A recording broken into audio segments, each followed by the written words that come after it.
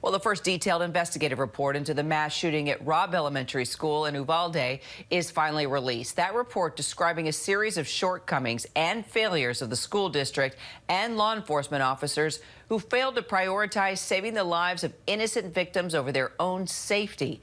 Waiting 77 minutes to confront the gunman as he took the lives of 19 children and 2 teachers.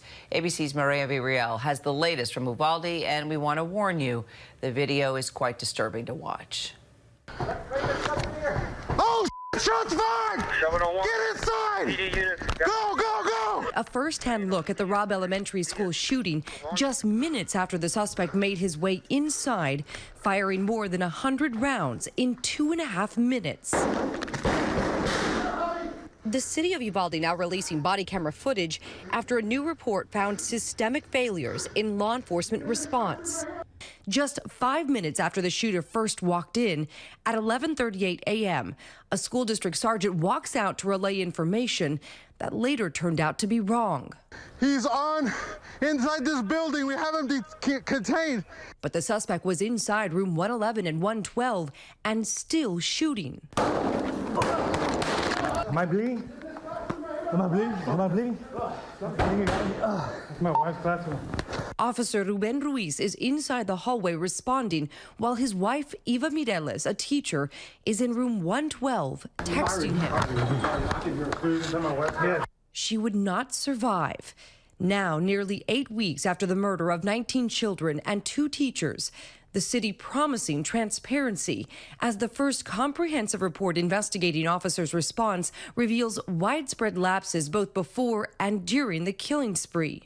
The damning 77-page report from the Texas House Special Committee noting that despite 376 law enforcement officers on the scene, there was egregious poor decision-making on all levels. The report says if you're not willing to put the lives of the people you serve, of those children, before your own, in my view, you should find another job.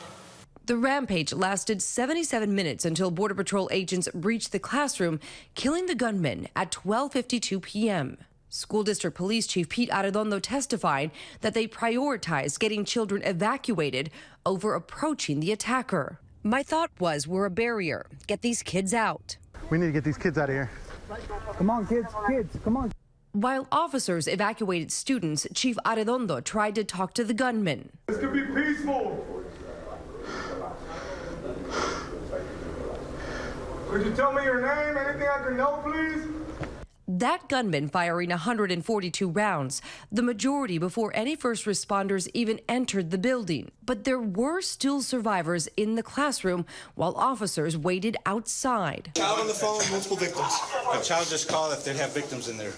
Call 911. Dispatch heard telling officers there were survivors, but it would be at least 47 more minutes after the first 911 call before they finally went in.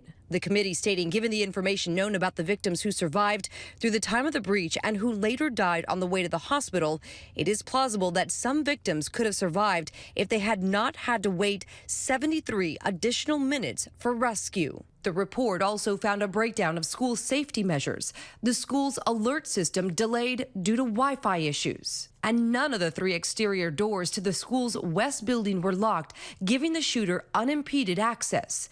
The committee confirming he walked inside room 111 through a door with a lock that had been broken for months. A possible motive also released in the report. The shooter was a former student of Robb Elementary School and attended 4th grade in room 111.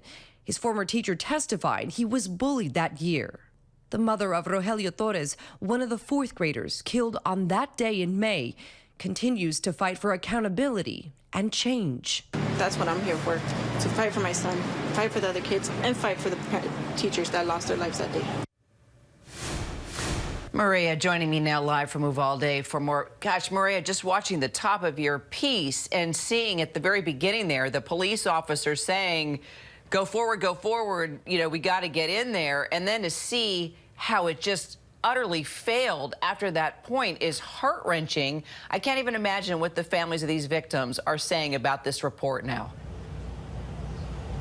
You know, Kira, it's very frustrating for them. There were nearly 400 law enforcement officers from the federal to the state level, even local level, obviously. And the idea that they are now watching these officers stand in the hallway for so long while they were children still inside and alive is so extremely frustrating to them. Several families have told us that they want the district attorney to consider criminal charges to file against these men that were in the hallway. When I asked them exactly what they would be charged with, they said, listen, they didn't do their job. You know, they took an oath. They were sworn to protect and serve. And while we can appreciate what they were trying to do to evacuate all the other children, obviously there were still people inside, and their miscommunication, their lack of judgment in that moment is what cost possibly lives. There's also a frustration right now, as the report came out yesterday, with the fact that this report was written in English when we have a very predominantly speaking Spanish community here. When they asked and pressed the committee for information in Spanish as well, they were told that it would take 2 weeks to get the report to them. So all around, still very frustrating for this community. One more question, if you don't mind. The report also sheds new light on the gunman's possible motive. What have we learned? Yeah. Well, right now we do know that he has a past orientation with being on cosplay. We know that at one point, while he was on some of these video games that he was playing, he was known as the school shooter.